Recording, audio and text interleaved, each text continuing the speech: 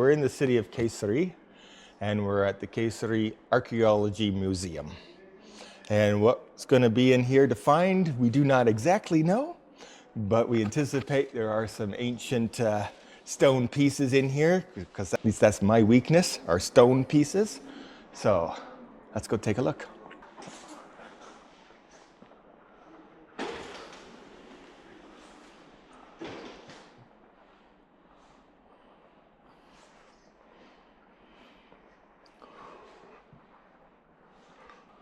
We're going to maybe see some pieces like this. These are some interesting old pieces. Another old alien-like culture. Interesting what they might call these. Oh, they've labeled them different cultures. Here's some interesting idols. Remember that idol we saw in Ankara, made out of clay, with this lady that was sitting there, and she had these big breasts and a big butt. And so here's similar ones here of one sitting and another one sitting. Again, the same eyes, those big, I don't want to call them alien-ish, but they're not human eyes. I've seen this before many times, this particular little idol there. And it's got this cone mushroom head. See that? It's not unique. Or the whole culture like that. Tel Barak is what I thought they were, but I'm not saying that. Okay, here's some more Tel Barak idols. And it's kind of weird because this one's got one with a single head on it. This one's got one with a double head on it. And this one had a triple head, although one of the heads was broken off. And this one here is interesting because it has almost a very human-like head on it, and yet still the imagery are those, I don't know what you want to call it, triangular head-shaped things.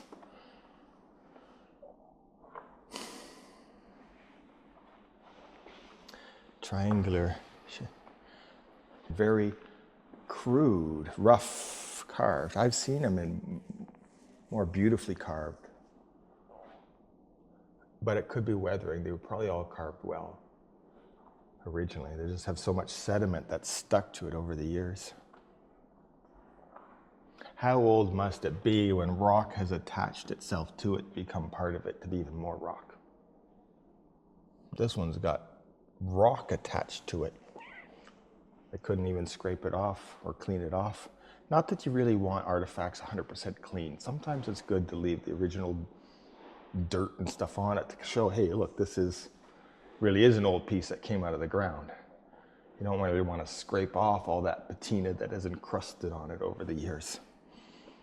A clean one, if they 100% clean it, well, did you just make it? Or is it old? Because you can't date rocks. Because I've seen these pieces, and many, many of them. Again, it's probably another alien type culture coming to Earth, and they're trying to create life. Aliens come here, and Earth had a great genetic pool, and they wanted to play with the genetics that's here and also enhance their own genetics. And a lot of times they used life forms on Earth to carry their children. I know that sounds bizarre. They used humans on Earth to bear their children. And in bearing their children, they would give them idols. That's why you'll see so many idols. I don't think they were worshiping idols. I think they were for the mothers to feel connected to the children they were trying to bear. I know that sounds crazy. It might make more sense if we see repetition of these types of things. But again, it's a whole culture that said this look is what we are either worshiping or our idols, or that represents us, or that represents what we're trying to say. And such a bizarre imagery. Like, who's going to come up with this? And yet it's very consistent in its design. So it's not a one-off thing, because I have seen hundreds and hundreds of others like this throughout my years on the internet in different places. So it is not a one-off. So there's a whole culture around that. But this is not human culture. Do you know what I mean? Coming like to create this, saying this represents as an important imagery for us. If you find one, oh, interesting. You find 10, but when there's probably thousands. Then what's going on, right? There are pieces in this museum, because a lot of museums don't show these types of things.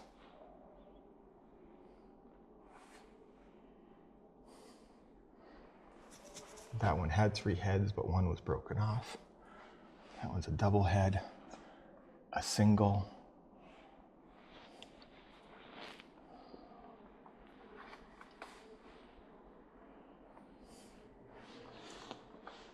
A double, and almost like one in the womb kind of representation, not saying for sure. A single head, a triple head.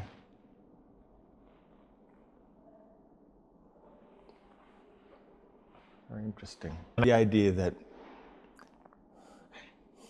I'm just really glad the museum is showing some of these strange pieces. I think they are very alien in nature.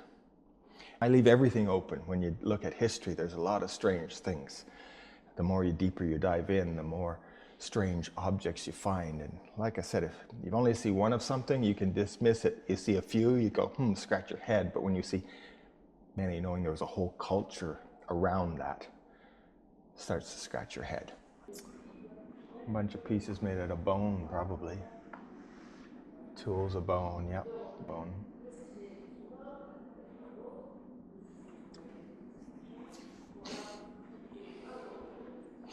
So, these are the types of things that people made. But I'm interested in the pieces the gods made. If that makes any sense. You see the difference. Mm-hmm. This looks like somebody whittling away, making some things, some jewelry or some little bits and pieces, but they're all, nothing in here is perfection. Even some sewing needles, some different things, but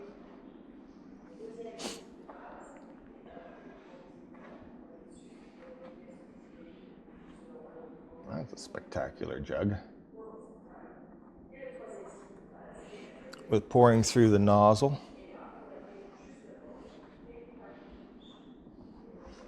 That's a big jug to try and pour. If that's full of liquid, there's nobody picking that up to pour it out, right? Mind you, the base is round. Small. Maybe they tipped it. Maybe you can roll it over. Oh no, it goes to a point.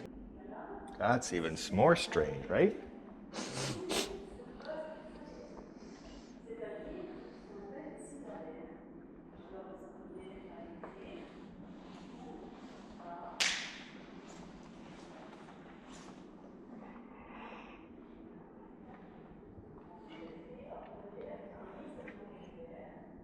Some molds where they would. Is that a tree of life mold in the center? Kind of looks that way. See, I'm almost excited to skip the pottery. Right? I don't. Really, I know that sounds ridiculous. Nah, pottery's not my thing. No.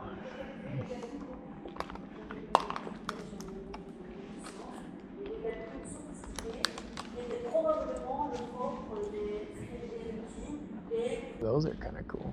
Some of these are cool too. This is a great piece, and it's very old. It's labeled here as a sphinx head.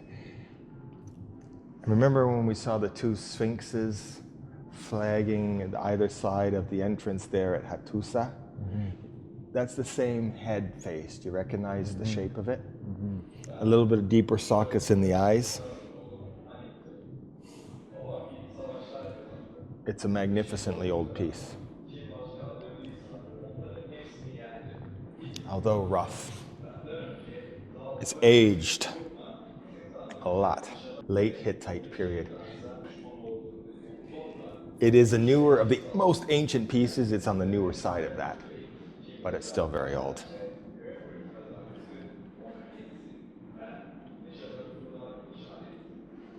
Of course, a lion head. Lion heads seem to be the number one reoccurring animal theme among the Assyrian, Hittite type imagery of animals. They love their lions. So these look like tombstones, ancient tombstones. Probably writing what they're doing. Actually, a picture of the face. Some other pictorial in a language very ancient. It's pre-cuneiform writing. Well, not as a pre-cuneiform, but that writing, different kind of writing, hieroglyphic almost, right? Some more type of hieroglyphic writing. It's some type of hieroglyphic writing. That's interesting, right? All of these they're very old. I'm not sure if that writing is even legible today. Maybe it is. What's it say here? It is legible. I, Peneus, the sun-blessed prince, for me, my children made me here, sealed, documented, on my bed, eating, drinking, by the god Santus, died, and the quarti quarmata, who shall disturb me, whether he be a great man, or he be little man, or whatever man he be. For him may Santas, Mazwinzi gods, attack the memorial, and for him may they set their seal on his house. What's interesting is even when we can read it, their language structure and their word structure, and a lot of what it is isn't how we structure sentences. And so sometimes it's even hard to understand what they're meaning, even when we can understand all the words that are on it. It says, Erkelet may be his name, Hushasharma, Marutaka. Another god, Marutaka. There's so many gods. Putiti, this stone I myself carved, let no one overturn this. Architect, this Allah Aswasu erected, let no one overturn this. I've seen that on many of these saying warnings, don't touch this stone. It's written right on there. Let no one overturn this. And the other one said that, and I read another one that said, don't touch this stone. It's been touched. But all of them implied gods that are there. There's definitely a recurring theme. Is it mythology, or are they all making something up? Mm-hmm. Oh. Yeah. That's interesting piece. I don't really recognize the face. I recognize this pose with the two breasts and the arms like this and the square shoulders. I think it comes from the Indus Valley. I've never seen something this big from that place, Indus Valley. Every one of these scenes represents many similar ones. Mm-hmm. Yep. This is a great piece because it's always interesting seeing pieces like this. Although this stuff I don't recognize. I don't recognize this. I don't know if it's a larger, some form of cuneiform writing. Or not cuneiform, my apologies, hieroglyphic type writing? I know, sorry, I'm looking at it upside down because I don't understand what I'm seeing. But this is a very common symbol. It represents God, if we want to call it that. What we would say God is their father God. And it's often represented by a circle. Sometimes it even has a human head on this circle, believe it or not. And then the wings. Interesting, the curly crews, which we've seen where they were picking something out of those curly cues in another museum.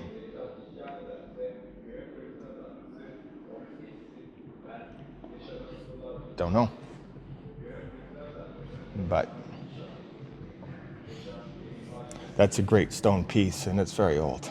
What's left of it is there, but it certainly was a magnificent structure at one point in time. Sometimes they're holding a lamb, believe it or not, but I don't think this one was originally holding a lamb or anything like that. I'm not sure. But magnificent in the sense, too, that they had no problems making a stone figure this big, or whether it's a stone figure this big. It's twice your size Right? when it had a head. Is this larger than life, or is this a life size? I'm not going to discount that this wasn't his actual size. Just saying. And of course, we all want to logically say, as we compare to humanity, oh, they made one larger than life. I like to believe that's the truth. But I'm not discounting that it isn't actual size. Because the ancient writings talk about them being this big. Mm-hmm. And you can see if somebody really was that big and had great power, that's God. At least that's my God. My owner. if I was the owner of that, if in that sense. Mm-hmm. I don't know, not saying for sure, but just expanding the box of thought. Never seen a country so strewn with so many capitals. Actually, I have. Other countries are full of them too. But definitely, these are magnificent. And I think, especially as you go towards Greece and Italy and the west part of Turkey, it's all part of that empire at one time. The time they were built, they couldn't have been concerned with war or fighting or all that kind of stuff if they're putting all their energy into making their buildings look magnificently beautiful, right? You only do that in a culture where things are stable, things are under control, right? Mm-hmm. Otherwise, it's not your priority.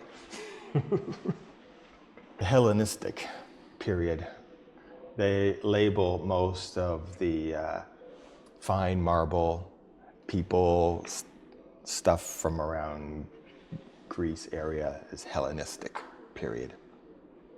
It's different than the Assyrian type period or the Hittite period where we see the black stone and the more male figure with the beards and stuff. These are very feminine. Even the males are very feminine in their whole, at least the carvings appear that way.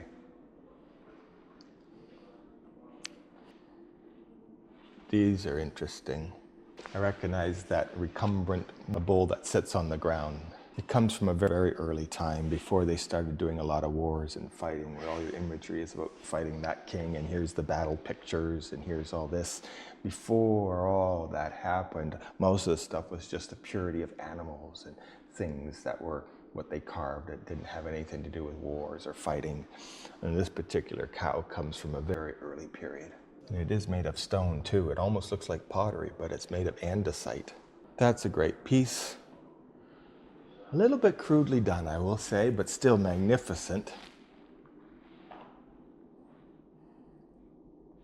But just still interesting, the sphinx, the female head with hair coming down to here, the breasts that are there, which is really bizarre because there's breasts, but there's also teats underneath, which is a really mix. It's like human chest and head, but then lion body with the big lion feet. And the teats that go with the lion, so it's double-breasted. And then it has wings to boot. Why not put some wings on it? Is it mythology, or does it represent a creature, a being, or even a higher being than us? We can't discredit those things. Because this isn't one. There's hundreds and hundreds and hundreds of these types of imagery. We saw many of these in other museums already on this trip. It's definitely feminine. But you can just see the abundance of carvings and marble pieces that adorned buildings or houses. Like they had, it was all beautifully carved and decorated, the buildings, and then they got smashed to pieces, and this is just a piece out of their building, right? It's great to see. Just the amount of details they'd spend to just create a top for a column. Every one is just a piece of art. And we've seen them in the buildings, and they've got 100 of them in there. The Basilica Cistern had 500 columns in there, and they were bigger than that. They had columns like whoompa. The size of this whole me was a, They dwarf. but still the architecture and the perfection. Everything is perfect. It is perfectly proportioned, perfectly carved, perfectly round. I'll assume some more Hellenistic type pieces because they're marble, and they look very human. The Hellenistic period, they're all very human. They look like us, for the most part. Sometimes there's some strange things in there, but it's because it's earlier. They're not as old as the ancient Hittite pieces, for example.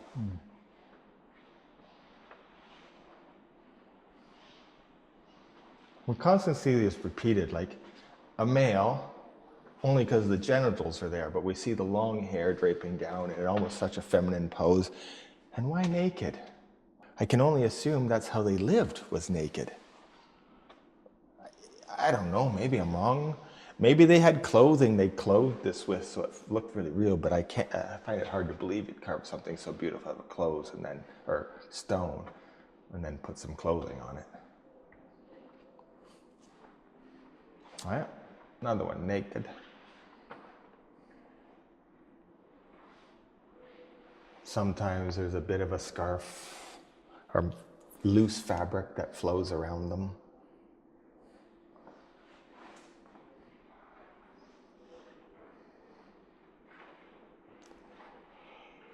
Some more eagles. That's not marble. That's a crystal stone. Crystal stones are hard to carve. That's a crystallite stone of some form. Very hard to carve. Marble's got a consistency in the stone of very fine grains. So it's not horrible to carve. But when you have crystals in it, like granite or some other, crystals shatter. They don't really carve. And so to get nice carvings out of stones that are made of crystal aren't always that easy to do. They're difficult. A harder stone, they last longer, but difficult to carve. You can see the sparkles of the crystal in it. It looks marblish because it's still white, but it's not. Typical oil lamps. What they may have used at those underground cities. This would have been the type of oil lamp that they would have had sitting on those little ledges, and we saw the little dark burn mark above them. You would put your olive oil in there, and then you would lay a little wick outside that end hole, and you'd light it on fire. And that's why you see the tips, at least this one specifically, are black. A lot of the tips are black. And so that's where they would lay a little wick, and it would suck the oil out of there and burn. I met a collector once who was really big into the ancient old arrowheads. It's not something I resonate with, but it is interesting that there are collectors of all different types of things, right? Or at least passionate about different things. Oh, look at this. There's a baby one. I haven't seen too many baby ones heavily carved like that. I'm sure there are many, but. Little sarcophagus. I can only assume a baby died at birth because it is not bigger than birth. Oh, this is magnificent. Look at the 3D. Oh, look at that. So, given when we were visiting the museum in Ankara and we saw the woman who is the same woman in every pose all around the box in different forms of her life. My conclusion was that was her inside the box. I look at this and I see the head of each one of these characters is the same. So my guess, this is a story of his life. He killed lions. He killed... Slayed mythical beasts. Look at a head and a snake body. Did he kill a mythical beast, or did he actually kill something that was like this? I can only assume everything is true.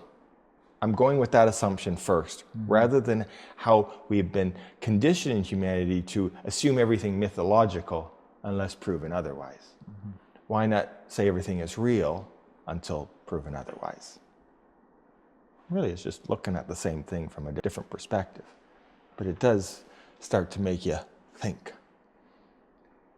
He killed, he's got some lions thrown over his shoulder with some sort of battering ram. They love to kill. Here he is killing some sort of deer-like creature. Here he is actually with a bow and arrow shooting at an eagle on the corner. I'm not saying I'm proud of him being a hunter, because I'm a vegan myself, so I don't like to kill anything, but definitely on the kill path. Interesting. All the same character, same headband, same hair, same facial features. Battle club, and all 3 times over, I kill, I conquer. What a great warrior am I. High relief carvings. That appears to be a different character. Same club. And that appears, now it could be a different point in his life. Maybe he's old. Yeah, maybe older. Same headband, he just has a beard. Still on the kill of the animal themes. Here's a beard here too. Conquering a woman? He's got her by the hair.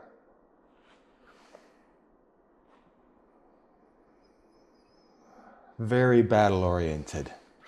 Like I said, when you go to the really older stuff like Hattusa, for example, there is no imagery of fighting at all. It's the newer stuff. The Hellenistic period, they did some fighting, obviously.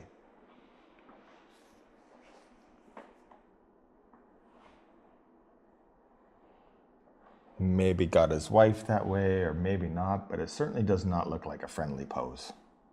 He was a big man and proved his strength. It's almost like, because he seemed younger on the other side, it's almost like his life story as you walk around it. He's getting older as you're walking around. I still think it's the same character. I do too. It's just talking about his life, right? Not sure what this is, because it certainly looks not him. That is definitely not him. Assuming that's similar. It could be his sons. That was my first impression. Gateway to something else. They're guarding his place because they're his successors. The snake. This one is right. This one is curious. Right. I don't know. I'm attracted to things that are partially human. Everything else is realistic, but so why would you put one random? Right. Everything else is very lifelike, very realistic, very accurate, very proportioned, very everything, and then you throw a human head on a serpent's body out of the blue? Right. On your final resting place? Why would you lie on your final resting place? Interesting, this column head, it's not marble. So therefore I'm going to suggest it potentially could even be older, or from a different era.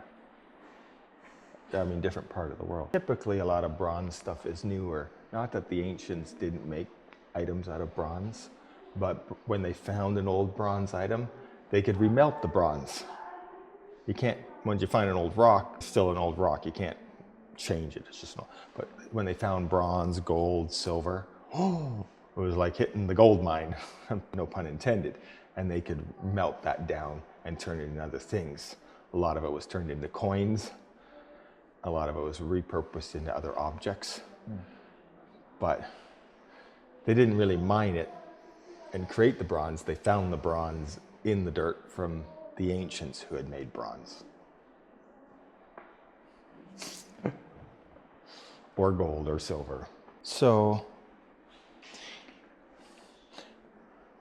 this stone almost feels a little bit repurposed. This was a lintel of an original ancient building, and then this was inscribed in it 1100s. So it's an older stone, and then maybe in the 1100s they repurposed it and inscribed this. Some newer writing on some older pieces. Well done, but very new writing. 1880, see? It's recent. Again, probably inscribed on an old piece of marble found somewhere.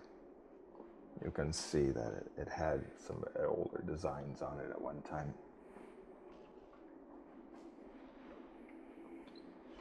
Some tombstones.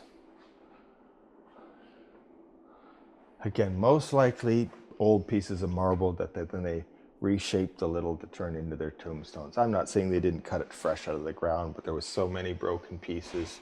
I would just grab a nice piece of broken marble and repurpose it to my tombstone.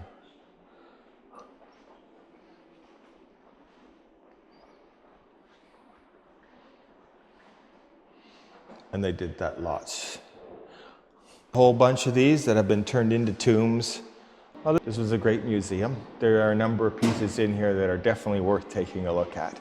It's not as big as the museum in Ankara or in Istanbul, but definitely if you're in this part of the world, there are some amazing pieces in here from different time periods. And we did take a look at that one tomb, and it was quite spectacular as we saw the history of that man around it. So definitely worth the stop.